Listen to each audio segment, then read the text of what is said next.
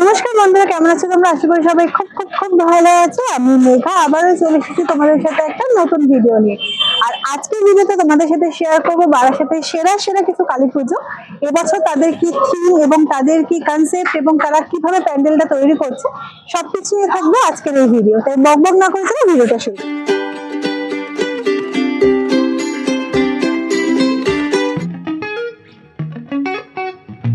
এই মুহূর্তে যে প্যান্ডেলের মধ্যে আমরা দাঁড়িয়ে রয়েছি সেটা বারাসাতের কিন্তু সব থেকে ফেমাস পুজোর মধ্যে কিন্তু একটা। আমি এখন বর্তমানে আছি বারাসাতের সন্ধানীতে এবং এবছরের থিম এখানে মায়াপুরের ইস্কনের মন্দির। ভেতরে অলমোস্ট অনেকটাই কাজ এগিয়ে গেছে এবং অনেকটা কাজ বাকি আছে এখনো।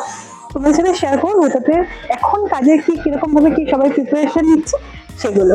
পুজো মানেই বারাসাত, আর এই বারাসাতের কিছু সেরা সেরা পুজো আছে যেগুলো কিন্তু প্রত্যেকবার দর্শকের দৃষ্টি আকর্ষণ করে এসেছে। তার মধ্যে কিন্তু এই সন্ধানী ক্লাবটাও একটা ফেমাস পুজোর লিস্টের মধ্যেই পড়ে। যেহেতু এবছর এনাদের থিম ইস্কনের মন্দির মায়াপুরের, তো এত সুন্দরভাবে তারই কাজ চলছে, প্রস্তুতি পর্বটাও কিন্তু দেখার মতো। আমার কাছে তো এই পুজো আসছে এই ফিলিংসটাই বেশি ভালো লাগে, কারণ পুজো আসলে হাতে 2 থেকে 3 দিন, তারপর সব কিছুই আবার আগের মতো। আর এই পুরো ইস্কনের মন্দিরে পুরো ভেতরটা জুড়ে এই যে গোল্ডেন আর হোয়াইটের কাজ, যেটা কিন্তু অসাধারণ, যেটা থেকে সত্যি চোখ ফেরানো যাচ্ছে। তো অনুরোধ করবো সামনে থেকে এসে প্যান্ডেলটা দেখার জন্য, খুবই সুন্দর, খুবই ভালো লাগবে।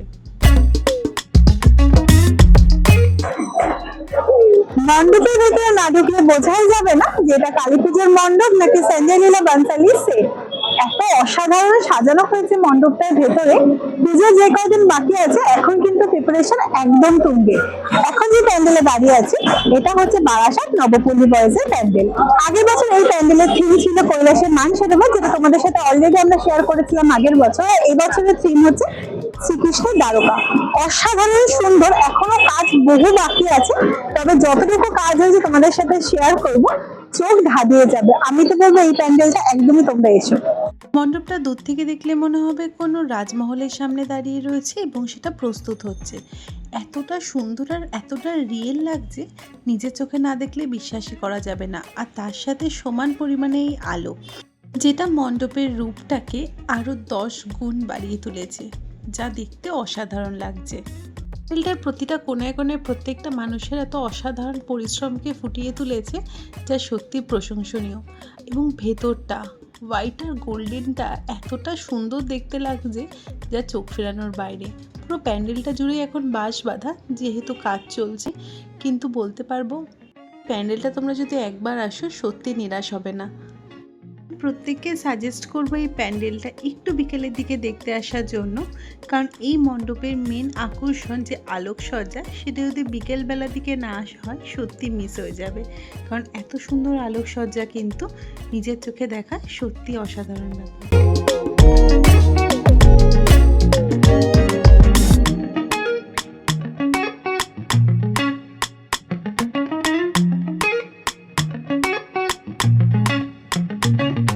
আমি এই মুহূর্তে যে প্যান্ডেলের সামনে দাঁড়িয়ে আছি, মানে আমার পেছনে যে প্যান্ডেলটা আছে, এটা হচ্ছে বারাসাত নবপল্লী অ্যাসোসিয়েশনের এবছরের পুজো।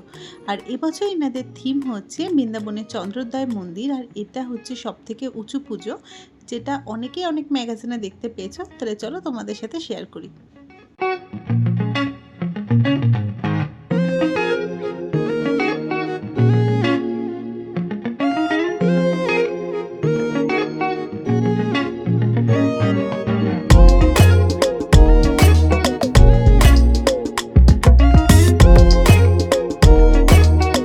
প্যান্ডেলটার হাইট হয়েছিল কিন্তু 140 ফুট, আর যেটা কিন্তু বারাসাতের এই বছরের সব থেকে উঁচু প্যান্ডেল। আর ঠিক সামনে আমি দাঁড়িয়েছিলাম। আর এই বছরের প্রত্যেকটা প্যান্ডেল সত্যি কথা বলতে একে অন্যকে সত্যি টেক্কা দেওয়ার মতো, কারণ এই প্যান্ডেলটার ভেতরটাও এতটাই অসাধারণ হয়েছিল, যেটা সত্যি বলার বাইরে। প্রতিটা প্যান্ডেলের মতোই এই প্যান্ডেলেও কিন্তু ভেতরে ছিল অসাধারণ কাজ, আর প্রত্যেকটা পিলারকে এতটা নিখুঁতভাবে সাজিয়ে তোলা হয়েছে, আর তার সাথে এই আলোর খেলা, এটা কিন্তু প্রতিটা দর্শনার্থীর দৃষ্টি আকর্ষণ করতে বাধ্য।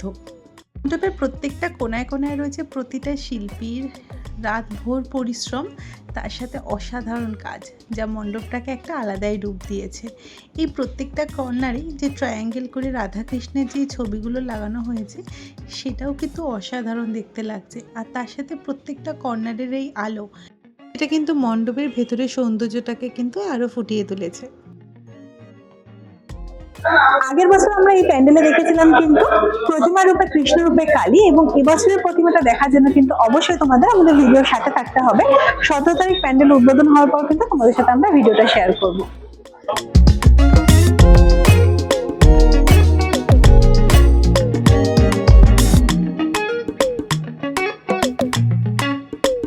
এই মুহূর্তে আমি যে প্যান্ডেলের ভেতরে দাঁড়িয়ে রয়েছি, এটা হচ্ছে বারাসাতের সেরা সেরা পুজোর মধ্যে কিন্তু একটা।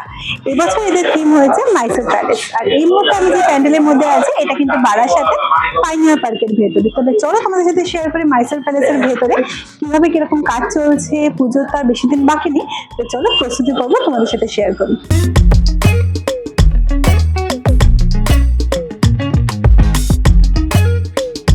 এই বছরের প্রত্যেকটা থিমই কিন্তু সুন্দর এবং প্রত্যেকটা থিমই কিন্তু বিশাল বড় বড়, এবং যেই কটা আমরা দেখে আসলাম এর আগেও প্রত্যেকটাই কিন্তু একে অপরকে টেক্কা দেওয়ার জন্য এনাফ।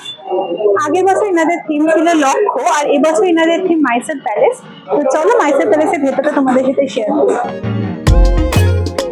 বারাসাতের মোটামুটি সব প্যান্ডেল গুলো 17 তারিখ থেকে যেহেতু উদ্বোধন হয়ে যাচ্ছে, পুজোর মাত্র কয়েকটা দিন বাকি আছে, তার মধ্যে চলছে জোর কদমে কাজ। কারণ হাতে এই কয়েকটা দিনের মধ্যেই কিন্তু পুরো প্যান্ডেলটাকে সুন্দর করে তৈরি করে ফেলতে হবে সাধারণ মানুষের জন্য।